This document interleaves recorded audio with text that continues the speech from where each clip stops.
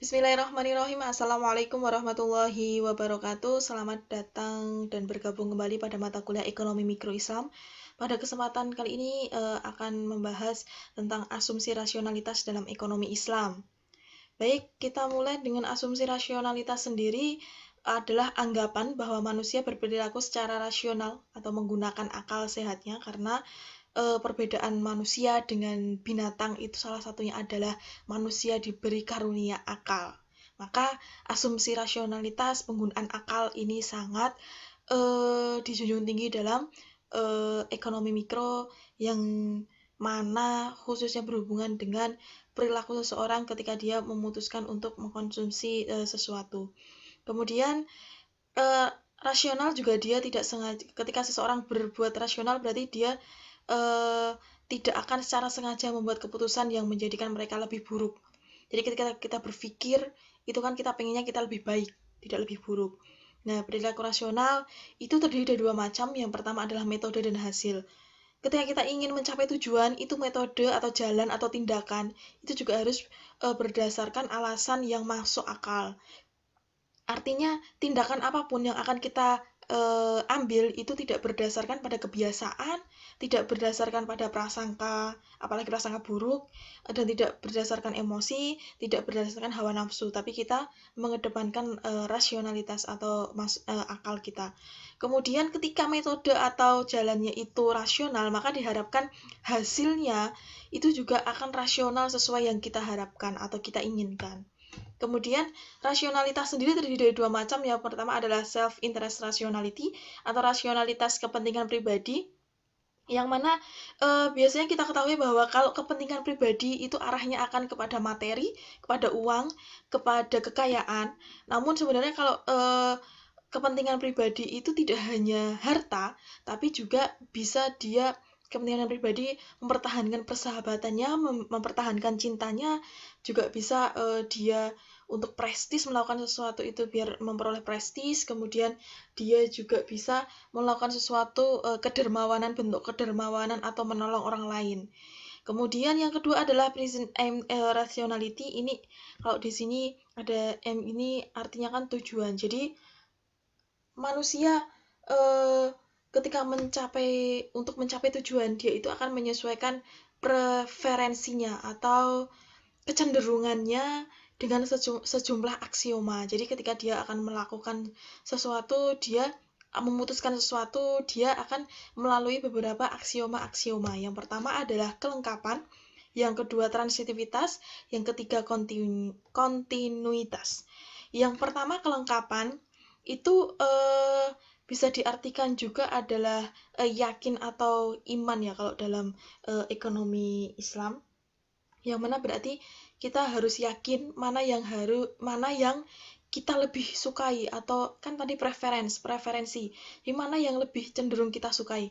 Misalnya dihadapkan pilihan pada mengkonsumsi susu atau teh, seseorang bisa mengatakan susu lebih disukai daripada teh, atau pilihan kedua adalah teh lebih disukai daripada susu.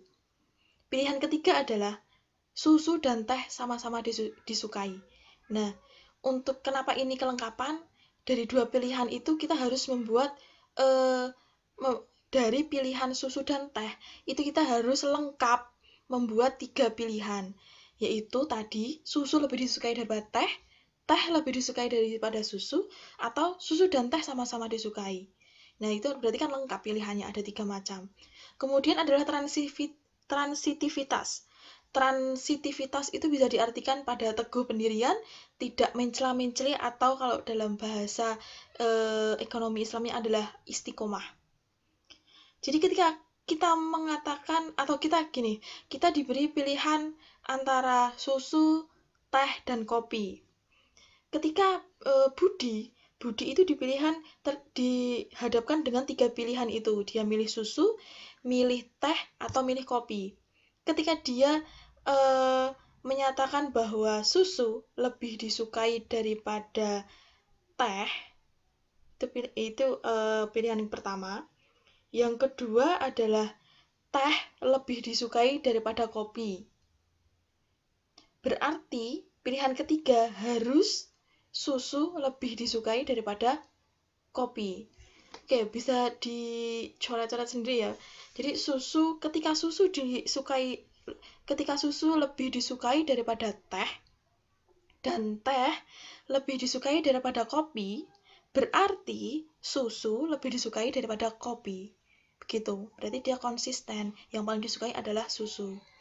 Kemudian yang ketiga adalah kontinuitas. Ini adalah ketika kita belajar usul fiqh itu ada kaidah la yutraku kulluhu. Jadi ketika kita tidak dapat melakukan yang baik sepenuhnya, jangan meninggalkan yang baik seluruhnya.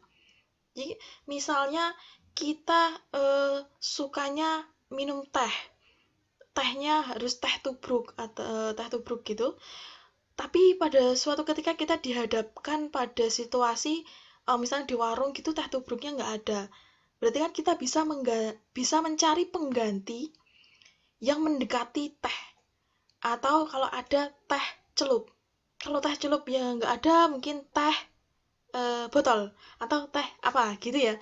Jadi sesuatu yang mendekati kesukaan kita. Itu namanya ketika kita tidak bisa mengambil teh yang persis yang kita inginkan, kita bisa mencari pengganti yang mendekati apa yang kita inginkan. Kemudian asumsi rasionalitas dalam perspektif Islam itu yang pertama adalah perluasan konsep rasionalitas khususnya untuk aksioma transitivitas. Pada aksioma transitivitas itu untuk yang ekonomi Islam persyaratan transitivitasnya tentu saja bukan hanya memperbanyak sisi kekayaan atau moneter, sisi hartanya gitu ya. Pilihan-pilihan dalam ekonomi Islam itu tidak selalu berhubungan dengan materi, tapi juga karena dalam Islam kehidupan di dunia itu tidaklah kekal, kita akan menghadapi kehidupan akhirat, maka ketika kita membuat keputusan yang rasional, kita juga akan memikirkan sisi akhiratnya. Nah, sehingga ketika kita melakukan konsumsi, yang kita pikirkan tidak hanya susu lebih disukai daripada teh disukai daripada kopi, begitu. Tapi kita juga harus memikirkan secara rasional, secara masuk akal, itu sisi akhiratnya apa yang kita peroleh dari mengkonsumsi barang-barang duniawi. Maka kita akan ketemu pada instrumen yang namanya kalau di Islam itu zakat, infak, sedekah, dan wakaf. Atau kalau dana konsumsi lebih mudahnya ya kita berinfak gitu ya, bersedekah. Nah, maka kalau konsep rasionalitas dalam Islam kita juga harus memikirkan itu. Gitu. Kemudian yang kedua adalah di sini ada utilitas dan infak. Utilitas itu adalah kepuasan dan infak. Jadi sebagai seorang muslim sejati seharusnya kita tidak hanya puas ketika sudah memakan nasi padang gitu, kita udah puas, udah kenyang.